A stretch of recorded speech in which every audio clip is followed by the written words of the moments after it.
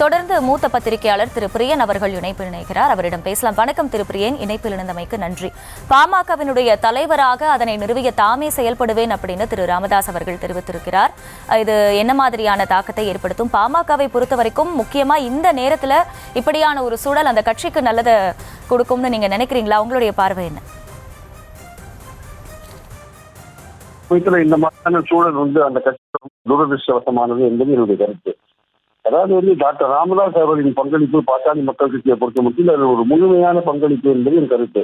ஒரு வன்னியர் சங்கமா துவங்கி இடஒதுக்கீடு போராட்டத்தை வெற்றிகரமா நடத்தி மிக பிற்பட்டவர்களுக்கான இடஒதுக்கீடு பெற்று அப்புறம் கட்சி அளவில் பார்த்தீங்கன்னா கூட்டணிகளை தவிர்ந்தவாறு அமைத்து மத்திய அமைச்சர்கள் இடம்பெற்று பல விஷயங்கள் கட்சியை ஏற்றத்துக்கு கொண்டு வந்ததுல டாக்டர் ராமதாஸ் அவர்களுக்கு முக்கிய பங்கு இருக்கிறது. அதுல எந்த விதமான சந்தேகமும் கிடையாது. அதே சமயத்தில் கட்சியை அவருக்கு வயதாகி விட்டதால் அடுத்த கட்டத்துக்கு கட்சியை கொண்டு போறதுக்கான ஒரு தலைமையை தேர்ந்தெடுக்க அவசியம் இருக்கு. அவர்களுக்கும் கூட்டணி பற்றிய கருத்து வேறுபாடுகள் இருந்தால் கூட தேர்தல் வரும்போது பேசி தீர்த்துக் கொள்ளலாம். இப்போ தலைவராக இருக்கிற அன்புமணி அவருக்கு முழு சுதந்திரம் கொடுத்து அவருக்கு செயல்பட வைக்க வேண்டும். ஏன்னா கட்சி இப்போ அடுத்த ஒரு மாநில மாநாட்டை நோக்கி போய் கொண்டிருக்கிறது. அதற்கான ஏற்பாடுகள் தீவிரமாக நடந்து கொண்டிருக்கின்றன.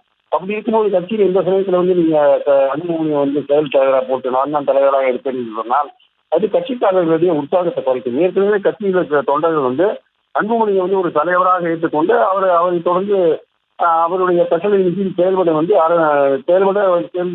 கொண்டிருக்கிறார்கள். ஆக்சுவலா ஸோ இந்த சூழல் டாக்டர் ராமதாஸ் அவர்கள் கட்சிக்கு ஒரு வழிகாட்டியாக ஒரு ஆலோசகராக பிரச்சனைகளை தீர்க்கும் போது ஒரு அட்வைஸ் சொல்பவராக இருக்க வேண்டியதை தவிர இப்போ பதவியை எடுத்து விடுவது என்பது அன்புமணிக்கும் உற்சாகத்தை குறைக்கும், அன்புமணியை நம்பி இருக்கிற அவருடைய தொண்டர்களுக்கும் உற்சாகத்தை குறைக்கும்.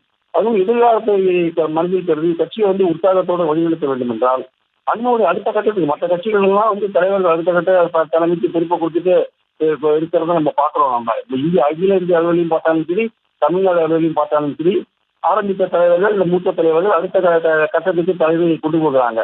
அந்த அளவுக்கு அடுத்த கட்டத்துக்கு நீங்க தலைமையை கொண்டு போனாங்கன்னா கட்சி எதிர்காலத்துல வலிமையா வழிநடத்துறதுக்கான வாய்ப்புகள் இருக்கு. அதனால டாக்டர் ராமதாஸ் அவர்கள் ரொம்ப முக்கியமான இந்த கட்டத்துல இது போன்ற ஒரு விஷயங்களை கையில் எடுக்காமல் அன்புமணி அவர்களுக்கு முழு சுதந்திரம் கொடுத்து கட்சி நடத்துவதற்கு முழு சுதந்திரம் கொடுத்து செயல்பட வைக்க வேண்டும் என்பதும் அதுதான் கட்சிக்கு ஏற்றம் கொண்டு வரும் என்பதும் என் கருத்து.